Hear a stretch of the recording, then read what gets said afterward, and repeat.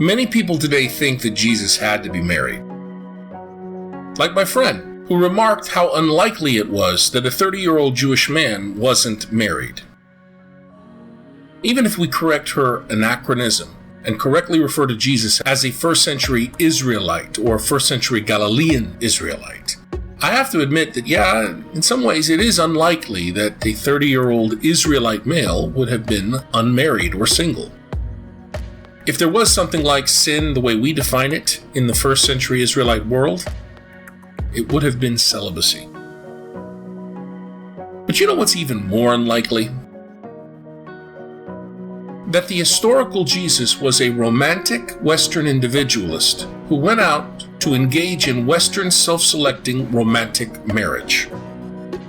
In fact, that idea isn't only unlikely, but impossible. Biblical peoples practiced arranged marriage. The partners never got engaged. Engagement happens in our Western cultural world, where the partners are romantic, self-selecting partners.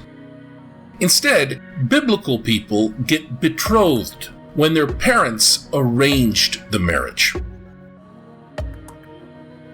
Almost all of those arranged marriages in the Bible were patrilocal, meaning the bride moved into the home of the father of the groom, the main home in a household complex or cluster of small peasant dwellings, maybe 50 to 100 persons total.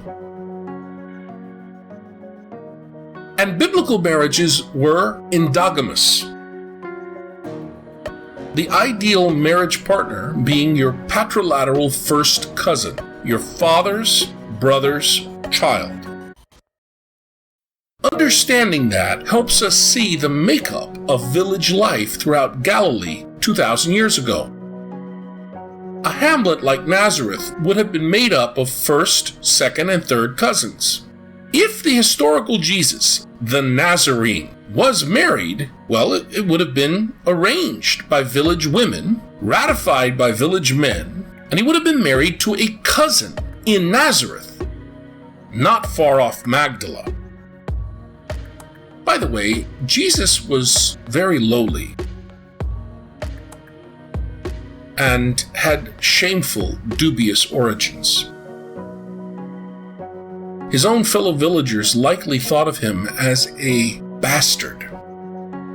Who among the women in Nazareth, the intelligentsia of that village, would dishonor their own family by arranging a shameful marriage with shameless Mary of Nazareth?